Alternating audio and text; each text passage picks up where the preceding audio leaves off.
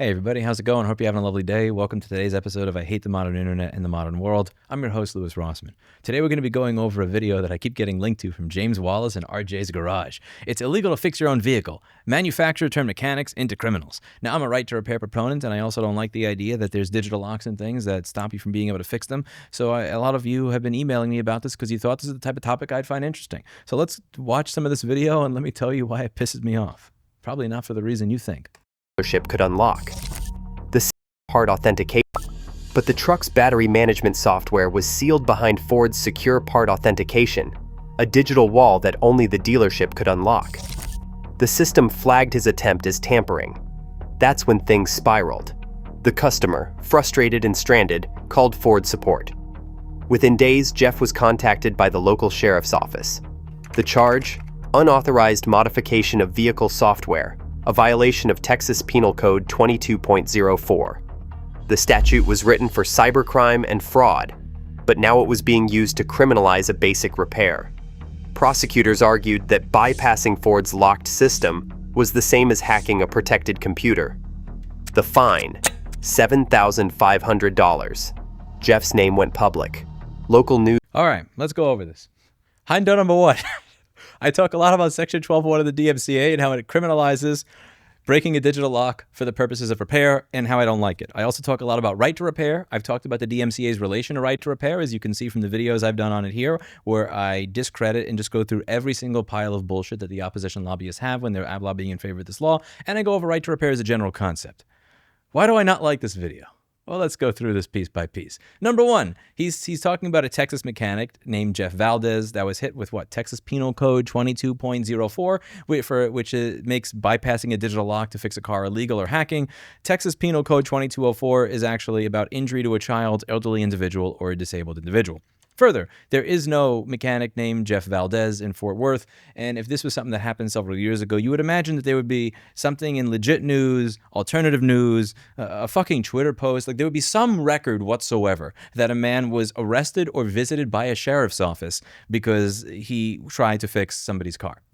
That never happened. That doesn't exist. And when you look at this fucking video, frame by frame, Jeff Valdez in legal jeopardy. What is this?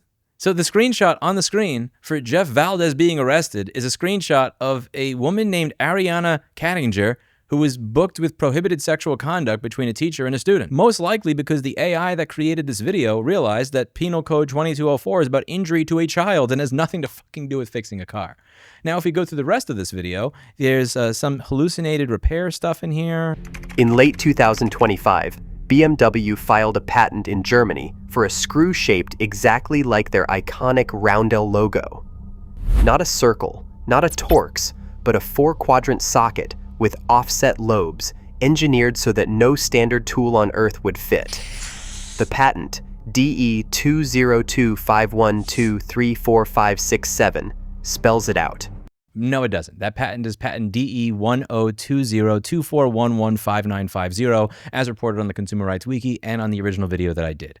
That he's hallucinating the patent as well. He also talks about these time-traveling hackers that created a 3D printed tool to crack the BMW proprietary screw at 16 minutes and 59 seconds, which is impossible because the people who did it apparently before that ever actually came out or existed. Have a way of a new resistance is starting to form. That's Nathan Proctor over there. By the way, Nathan, how do you feel about showing up in an AI-generated video? That's, I believe her name is Janet. I'm sorry if I got the name wrong, but that's Nathan Proctor over there. He does not approve of showing up in an AI-generated horseshit video.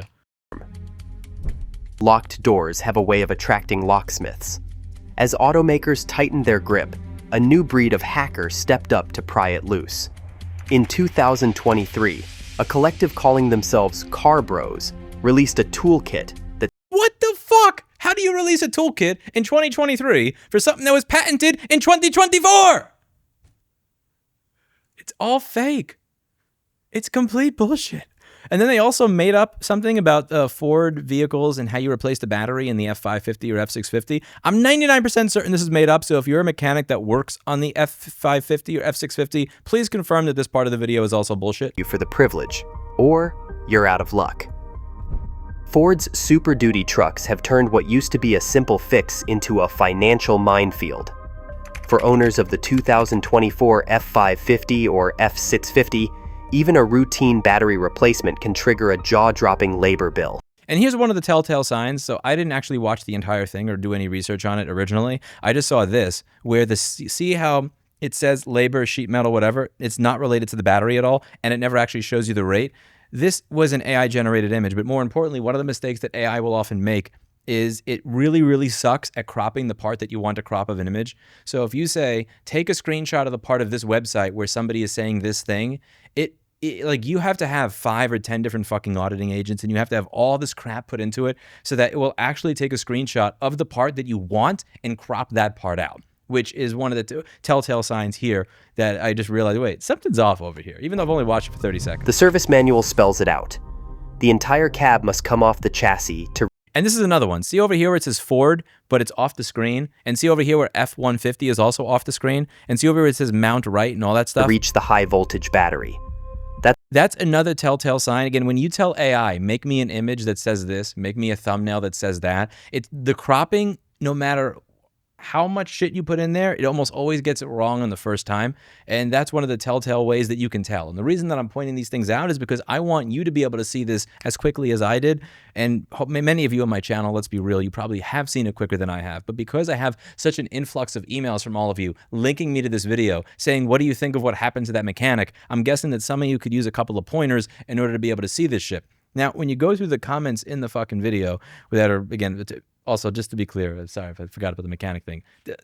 Tell me why what he said about replacing a battery is bullshit if you're a Ford diesel truck mechanic. But over here, look at all these comments. All these comments. Everybody buy a new car, they stop doing this. True, without customers, they're doomed. I can't find comments that are actually calling this out as an AI-generated video where everything is made up. And all the people that are commenting here, they're probably people that would actually agree with everything that I say in my videos. And I don't want to shit on all these people at all, because all these people that are saying this here, these are all my people. Boycott these models? Absolutely. Unfortunately, this doesn't exist. I'm keeping my 2014 Lexus for the rest of my life and keeping her running. She's a great car. Again, probably the type of person that supports right to repair. All of these comments here are comments that I think are legitimately in support of right to repair, and we are completely ideologically aligned. The only problem here is that every single person in this comment section is going to bring this up as an example of the evil auto industry, when everything here is completely fabricated, bullshit, made up, AI hallucinated garbage. Now, it is difficult enough to push right to repair forward when you're telling the truth. As I talked about here, it took us 3 to 4 years in Colorado to get a right to repair bill introduced. 3 to 4 years. We're this close to getting it introduced, and Cisco destroyed that fucking bill in less than 2 months. Less than 2 months, they destroyed it. It was voted 5-0 in committee for a loophole to get pushed forward, which will get voted on by the Senate. And by the way, if you live in the state of Colorado, if you could just do me a favor and contact your senator about what I talked about in this video, would highly appreciate it, so that the last 3 or 4 years of many people's lives was not wasted trying to push for this. But I digress. If you're going to talk about things and you're being truthful, and it's this difficult to get anything done, imagine how difficult it is to push right to repair forward if the stories are actually made up. Because up until this point in time, all these lobbyists that have been saying the right to repair people are lying, they've always been full of shit. And I've always pointed it out here on this channel. But now, if this type of content starts to rise to the top as a result of what it is Google promotes nowadays, that means that the opposition lobbyists that say the right to repair people are full of shit, they'll actually have a point. Because the people that watch my channel watched that and thought this is real. And that genuinely scares me. And one of the things that I went over in a video that I did about Google making the modern internet worse is how I tried for over 6 months to get my website back on Google after I got kicked off Google. I was not even in the first 10 or 20 pages. Nothing worked. But then when I go over to Gemini and just say, rewrite this page so it ranks for Google, I managed to be #1 for a few days, and it helped for several other pages. AI-slop is winning on the modern internet because all the algorithms that rank content to figure out, is this relevant to users? Do people want to watch this? Do people want to go to this website? Do people want to watch this video? Are favoring content that are made by their own AI. And that means that content like this is going to rise to the top. Please don't allow that to be the case. When you see stuff like this, report it for what it is, point it out, name and shame them, because this is doing more damage to right to repair than anything that the manufacturers actually could. Because what they're doing is they're making the right to repair crowd look like people that are liars, scammers, cheaters, and just people that actually make shit up. And that's not cool. That's it for today. And as always, I hope you learned something. I'll see you in the next video. Bye now.